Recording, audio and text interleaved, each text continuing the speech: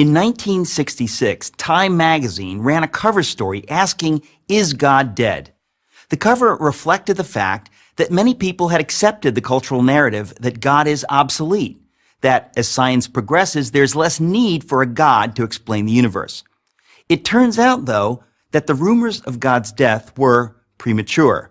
In fact, perhaps the best arguments for his existence come from, of all places, science itself. Here's the story. The same year Time featured its now famous headline, the astronomer Carl Sagan announced that there were two necessary criteria for a planet to support life: the right kind of star and a planet the right distance from that star. Given the roughly octillion planets in the universe, that's one followed by 24 zeros, there should have been about septillion planets, that's one followed by 21 zeros, capable of supporting life. With such spectacular odds, scientists were optimistic that the search for extraterrestrial intelligence, known by its initials SETI, an ambitious project launched in the 1960s, was sure to turn up something soon.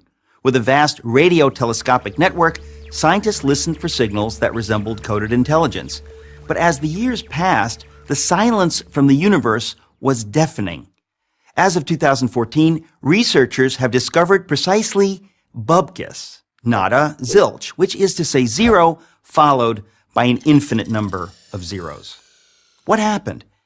As our knowledge of the universe increased, it became clear that there were, in fact, far more factors necessary for life, let alone intelligent life, than Sagan supposed. His two parameters grew to 10, then 20, and then 50, which meant that the number of potentially life-supporting planets decreased accordingly. The number dropped to a few thousand planets and kept on plummeting. Even SETI proponents acknowledged the problem. Peter Schenkel wrote in a 2006 piece for Skeptical Inquirer, a magazine that strongly affirms atheism, "In light of new findings and insights, we should quietly admit that the early estimates may no longer be tenable." Today, there are more than 200 known parameters necessary for a planet to support life, every single one of which must be perfectly met or the whole thing falls apart. For example, without a massive gravity-rich planet like Jupiter nearby to draw away asteroids, Earth would be more like an interstellar dartboard than the verdant orb that it is.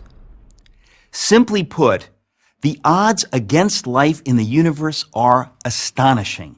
Yet, here we are, not only existing, but talking about existing. What can account for it? Can every one of those many parameters have been perfectly met by accident? At what point is it fair to admit that it is science itself that suggests that we cannot be the result of random forces? Doesn't assuming that an intelligence created these perfect conditions in fact require far less faith than believing that a life-sustaining Earth just happened to beat the inconceivable odds? But wait, there's more.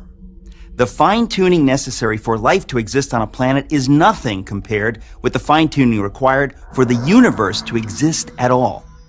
For example, astrophysicists now know that the values of the four fundamental forces, gravity, the electromagnetic force, and the strong and weak nuclear forces, were determined less than 1/1,000,000th of a second after the Big Bang. Alter any one of these four values ever so slightly, and the universe as we know it could not exist. For instance, if the ratio between the strong nuclear force and the electromagnetic force had been off by the tiniest fraction of the tiniest inconceivable fraction, then no stars could have formed at all. Multiply that single parameter by all the other necessary conditions, and the odds against the universe existing are so heart-stoppingly astronomical that the notion that it all just happened defies common sense. It would be like tossing a coin and having it come up heads 10 quintillion times in a row. I don't think so.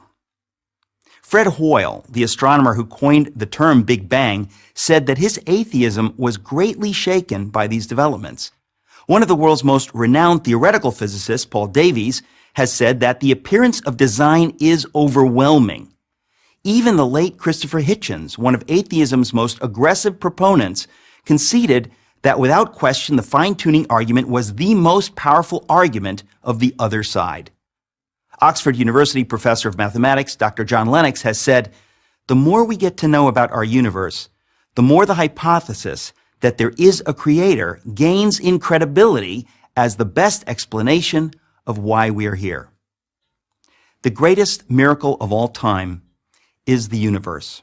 It is the miracle of all miracles, one that inescapably points to something or someone beyond itself. I'm Eric Metaxas for Prager University.